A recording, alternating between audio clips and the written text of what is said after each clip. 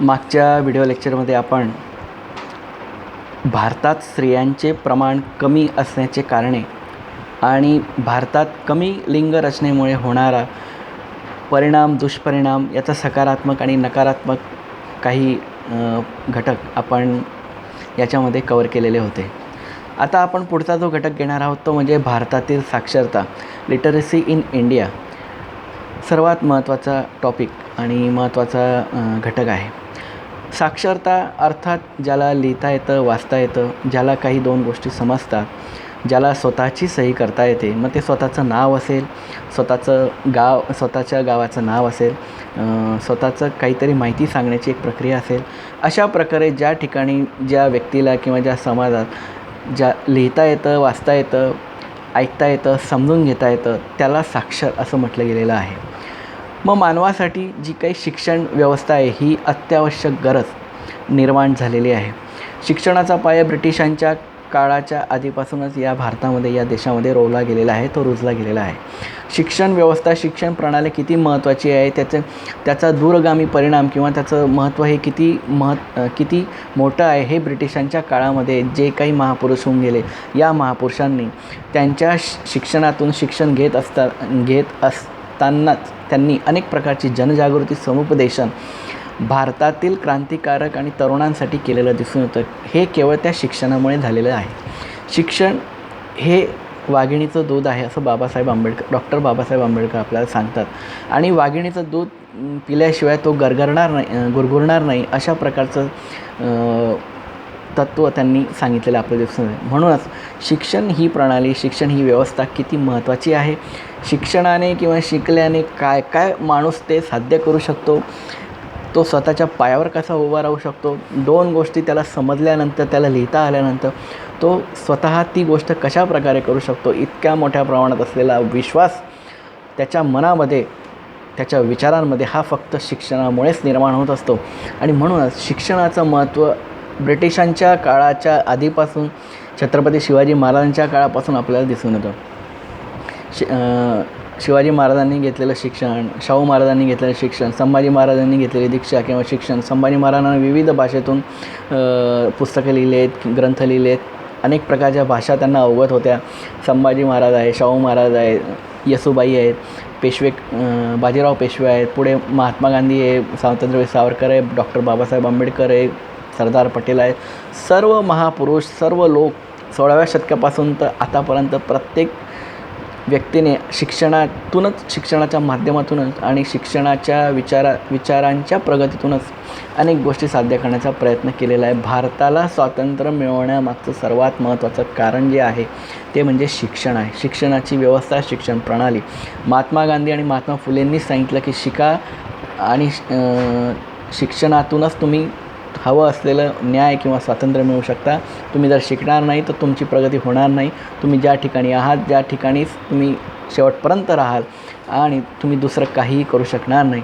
Doctor Babasaheb आंबेडकरांचं शिक्षण व्यवस्थेमध्ये आणि शिक्षण क्षेत्रामध्ये सर्वात मोठं योगदान आपल्याला पाहायला मिळतं. खालच्या समाजातील, म्हणजे खालच्या थरातील समाजातील किंवा विखुरलेले जे काही वर्ग असतील त्या लोकांना संघटित करून त्यांना एकत्रित आणून डॉक्टर बाबासाहेब आंबेडकरांनी शिक्षणाची आणि शिकवण्याची वागणूक, समानतेची वागणूक दिलेली दिसून येते. खूप मोठं कार्य त्यांनी केलेलं दिसून येतं. म्हणून शिक्षणाचं महत्त्व हे अनन्यसाधारण आहे. मानवी साधन संपत्ती जी आहे देशाची, ही त्या राष्ट्राच्या संपत्तीचा सर्वात मोठा आधार आहे. मानवाच्या शिक्षण व बुद्धिमत्तेवर किंवा बुद्धी कौशल्यावर किंवा चातुर्यावर किंवा त्याच्या अफाट विचारांवर अनेक प्रकारचे विचार किंवा त्या गोष्टी अवलंबून असतात. शिक्षण हे केवळ विचारांचे फळ नाही तर परिवर्तनाचे एक मापन आहे, ते साधन आहे. ज्ञान हे साक्षरता व औपचारिक शिक्षण पद्धतीशी संबंधित आहे. देशाच्या सामाजिक, आर्थिक, राजकीय आणि वेगवेगळ्या क्षेत्रात साक्षरतेचे महत्त्व सर्वात जास्त आणि अनन्यसाधारण आहे.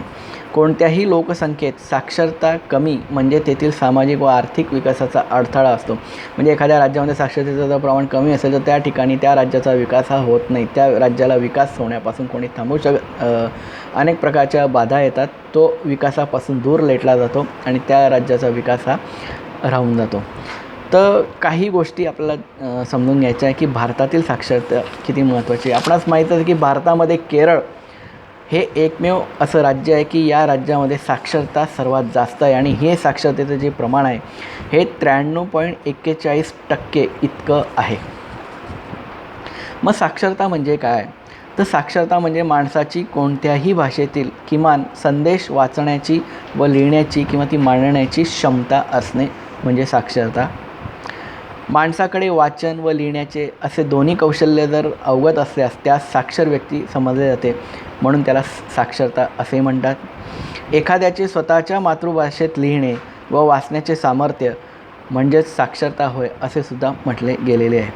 तर या लोकसंख्येमध्ये या देशामध्ये साक्षरता हा घटक सर्वात महत्त्वाचा आहे आणि तो महत्त्वाचा मानला जातो.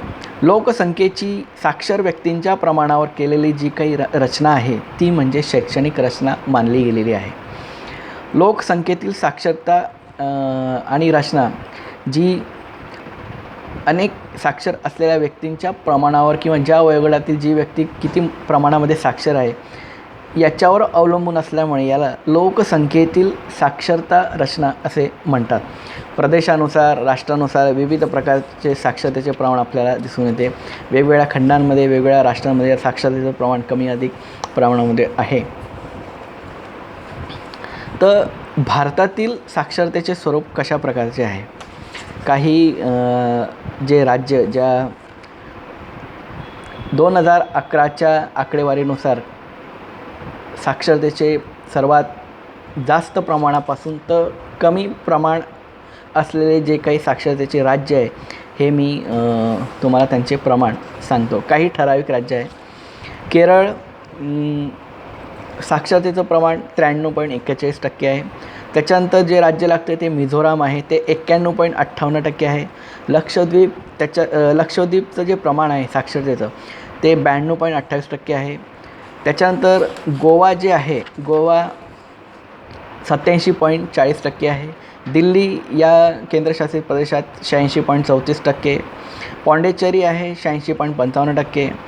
महाराष्ट्र या आपल्या राज्यामध्ये साक्षरतेचं जे प्रमाण आहे 2011च्या आकडेवारीनुसार 82.91 हे लक्षात ठेवायचं आहे.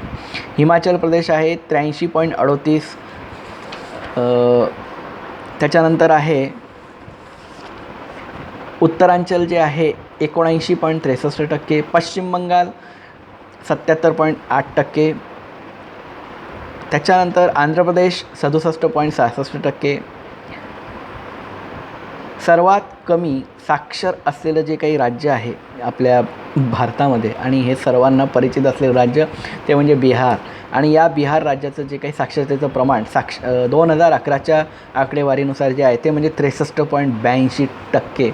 इतक्या कमी असलेलं साक्षरतेचं प्रमाण आपल्या भारतातील बिहार या एकमेव राज्यामध्ये आहे.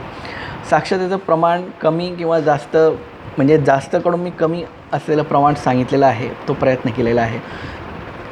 अनुक्रमे 3 राज्य साक्षरतेच्या प्रमाणामध्ये लक्षात ठेवायचं आहे. अनुक्रमे 3.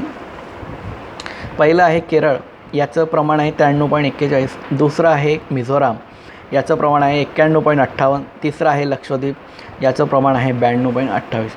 हे 3 राज्य अनुक्रमे साक्षरतेच्या प्रमाणामध्ये सर्वात जास्त साक्षर असलेले राज्य आहे. महाराष्ट्रातील सिंधुदुर्ग हा जिल्हा साक्षरतेच्या याच्यामध्ये सर्वात जास्त पाहायला मिळतं. तर अशा प्रकारे या भारतातील साक्षरतेचे स्वरूप आणि साक्षरतेचं प्रमाण जास्तकडून कमीकडे आपल्या लक्षात येईल. विविध प्रकारचे कारणे अजूनसुद्धा या भारतासारख्या 21व्या शतकाच्या युगामध्ये आल्यानंतरसुद्धा आपल्याला अनेक समस्यांचा व गोष्टींचा आपल्याला सामोरं जावं लागत आहे. अनेक प्रकारच्या समस्या आहे, मग राजकीय आहेत, सामाजिक आहे, सांस्कृतिक आहे, काही समाजव्यवस्थेतील आहेत, काही ज्या ठिकाणी आपण वास्तव्य करतो त्या शासन प्रणाली किंवा त्या शासन व्यवस्थेशी आहे. प्रत्येक राज्यामध्ये काही ना काही अशा प्रकारच्या व्यवस्थेमुळे त्या ठिकाणी शिक्षणावर भर हा कमी किंवा जास्त प्रमाणामध्ये दिला जातो. अशी काही राज्य की या राज्यांमध्ये सर्वात जास्त शिक्षणावर भर देण्यामागचं कारण असं आहे की शिक्षण दिल्यानंतर ती व्यक्ती स्वतःच्या पायावर उभी राहते. स्वतःच्या पायावर उभी राहिल्यानंतर ती समाजाचासुद्धा विकास करते. मी जे 3 अनुक्रमे राज्य तुम्हाला सांगितले जे साक्षरतेचे प्रमाण सर्वात जास्त आहे, तर जे 3 राज्य पुन्हा सांगतो, केरळ आहे, मिझोराम आहे आणि लक्षद्वीप. या 3 राज्यांचा जर विचार केला की साक्षरतेच्या प्रमाणाबरोबर या ठिकाणी लिंग गुणोत्तर सर्वात जास्त आहे. म्हणजे 1000 पुरुषांच्या मागे 1000च्या जवळपास असलेल्या स्त्रियांचं प्रमाणसुद्धा या 3 राज्यांमध्ये पाहायला मिळतं. म्हणजे शिक्षणामुळे जी काही जनजागृती आणि समुपदेशन आणि जे मार्गदर्शन समाज व्यवस्थेने समोर आणलेलं आहे या राज्यांमध्ये, हे अतिशय उपयुक्त आणि महत्त्वाचं आहे. आणि म्हणून अशा ठिकाणी स्त्रियांना चांगल्या प्रकारची वागणूक आहे. स्त्री ही घरची लक्ष्मी समजली जाते. स्त्रियांना मुली असतील, स्त्रिया असतील किंवा वृद्ध महिला असतील, यांना सगळ्या प्रकारच्या योजना, त्यांना भांडवल उपलब्ध करून हे 3 राज्य अग्रेसर ठरलेली आहेत. काही असलं तरी पारंपरिक व्यवसायाला प्राधान्य देऊन अनेक प्रकारचा भांडवल किंवा पैसा या राज्याने उपलब्ध करून दिलेला आहे की जेणेकरून स्त्री ही घरात बसल्या बसल्यासुद्धा काम करू शकते. ती बाहेर जाऊनसुद्धा त्याची विक्री करू शकते. स्त्रियांना सोबत घेऊन बचत गटाची निर्मिती करून अनेक प्रकारचे उत्पादन निर्माण करतात, ते विकले जातात. स्त्रिया स्वतःच्या पायावर उभा राहत आहे. वेगवेगळ्या प्रकारचे उत्पादन निर्माण करून ते विकले जात आहेत. नुसतेच त्या राज्यात नाही तर बाहेरील राज्यात आणि बाहेरील देशामध्ये सुद्धा महिला किंवा विविध प्रकारचे बचत गट किंवा त्यांच्या जे काही गट आहेत, या गटाच्या माध्यमातून अनेक प्रकारचे उत्पादन, वस्तू किंवा त्यांची विक्री करण्यात हे राज्य अग्रेसर ठरत आहे. भारतातील लिंग गुणोत्तर आणि साक्षरता हे 2 घटक अतिशय महत्त्वाचे आहेत. याचं कारण की या भारतामध्ये सर्वात मोठी जी व्यवस्था पहिल्यापासून आपण पाहत आलेलो आहे ती म्हणजे समाज व्यवस्था आणि पुरुषप्रधान संस्कृती. या 2 घटकांनी जर चांगल्या प्रकारचा निर्णय घेऊन आणि एक मोठा विचार समाजासमोर किंवा तुमच्यासमोर आणून जर काही चांगल्या गोष्टी करण्याचा प्रयत्न केला तर सगळ्या ठिकाणी, सगळ्या राज्यांमध्ये चांगल्या प्रकारचे दिवस येतील. रोजगारभिमुख त्यांना उपलब्ध होतील. अशा प्रकारे या गोष्टी काही महत्त्वाच्या आहेत त्या तुम्हाला सांगणे मला अपेक्षित होते. म्हणून मी आज तुम्हाला या व्हिडिओ लेक्चरच्या माध्यमातून मी तुम्हाला या गोष्टी सांगण्याचा प्रयत्न केलेला आहे. अशा प्रकारचा हा घटक आपला संपलेला आहे.